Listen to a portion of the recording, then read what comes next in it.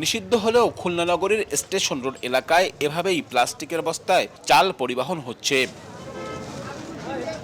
এমন চিত্র শহরের প্রায় সব বাজারেই। দোকান ও গোডাউনে চাল, ডাল, গম, ভুট্টা সহ বিভিন্ন পণ্য সংরক্ষণ ও সরবরাহ করা হচ্ছে প্লাস্টিকের বস্তাতেই। অথচ আইন বলছে এমন ১৯টি পণ্যে পাটের মোড়ক ব্যবহার বাধ্যতামূলক। মূলত আইনের প্রয়োগ না থাকায় ধীরে ধীরে মিল মালিকরা পাটের বস্তার পরিবর্তে ব্যবহার করেন প্লাস্টিকের বস্তা। বাধ্য হয়ে দোকানে প্লাস্টিকের বস্তা রাখার অজুহাত বিক্রেতাদের।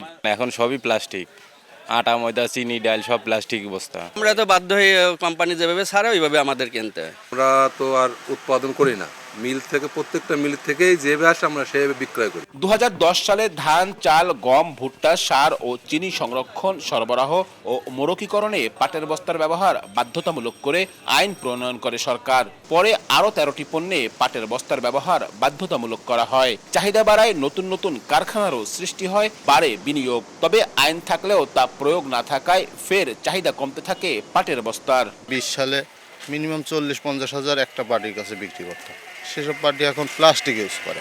পাটের বস্তার ব্যবহারটা গত ৫ বছরের সাথে যদি তুলনা করি তাহলে বর্তমানে প্রতি বছরই ধারাবাহিকভাবে ৫ থেকে ১০% কমতেছে।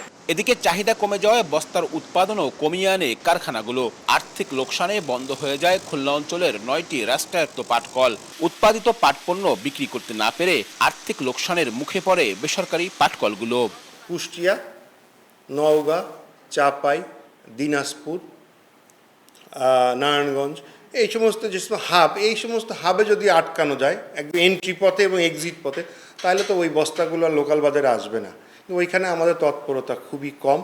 আইন বাস্তবায়নে লোকবল, ম্যাজিস্ট্রেট ও যানবাহন সংকটে নিয়মিত অভিযান পরিচালনা করতে পারছে না বলে অজুহাত পাট অধিদপ্তরের। সব মিলাইয়া মোটামুটি আমরা আমাদের যে লক্ষ্যমাত্রা সে অনুযায়ী মোটামুটি হয়েছে, কিন্তু আমরা এই কাজ অব্যাহত থাকবে মোবাইল কোর্ট, এবং আমরা চেষ্টা করব যাতে প্লাস্টিকের বস্তা চাউল না রাখে।